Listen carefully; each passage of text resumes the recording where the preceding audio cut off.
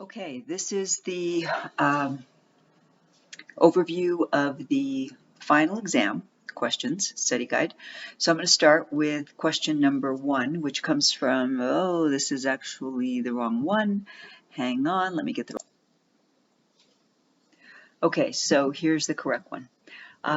The first question is from chapter 16, and in this question, I ask you to describe the two sociological theories that explain that seek to explain collective behavior, and those are emergent norms theory and contagion theory.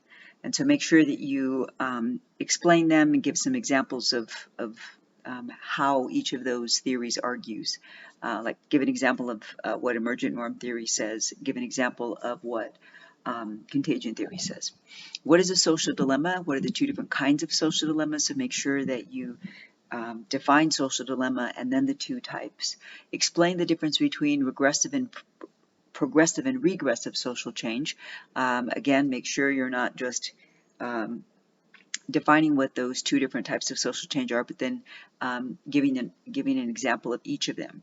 And then I ask you to make an argument for either one of these types of social change and explain why you think it is important. So you can either use a group that already exists or create one of your own. Maybe you think there's a social change group that should exist, a social justice group that should exist. Finally, discuss whether you believe in technological determinism. So I point you to the page there where you can refresh your memory of what that is. Question 2. Question 2, I ask you to explain the social construction of mental illness.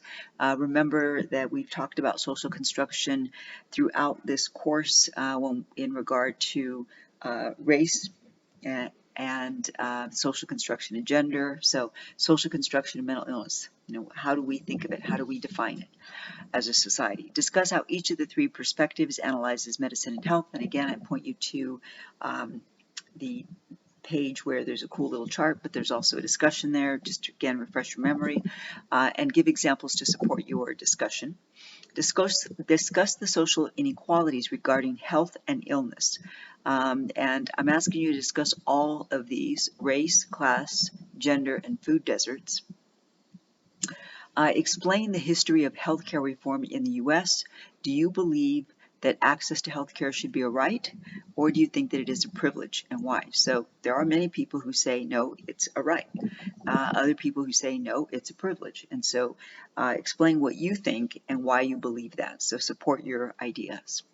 In your opinion, how does the U.S. treat access to healthcare? So what's really going on here? Are we treating it as a right, or are we treating it as a privilege? And use at least two examples to support your opinion there. The third question comes from chapter 12. I ask you to explain the 4 perspectives on marriage and family, and to be sure to give details and examples to support your statements. Discuss the 4 relationship trends as discussed in the text. And I again give you the pages where you can refresh your memory. Analyze the extent to which gender and sexuality influence the division of labor and families. Again, pointing you to the discussion there.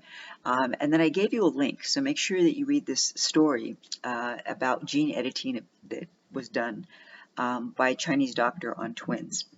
And so after you've read the story, and there's even a video clip you can listen to, make sure you do that, of course, before you start the test. Discuss what you think about the surgery. Was it necessary? Was it ethical? Explain your opinion. And then finally, question number 4, discuss in detail the 3 theories of population change, Malthusian, anti-Malthusian, and neo-Malthusian. Those are the 3 theories. Pointed you to the pages there. After you've discussed them, explain them. I ask you to explain which one of these theories you think best describes the current situation in the United States. Okay? Explain how each of the 3 perspectives analyze the natural environment, explain the problems of consumption and pollution, and discuss potential solutions for each of these problems. Finally, after reading the box on page 443, which of the environmental solutions do you already engage in, and what could you add? Okay, so, there can be ideas that you are not in the textbook that you already do, or you know people who do it.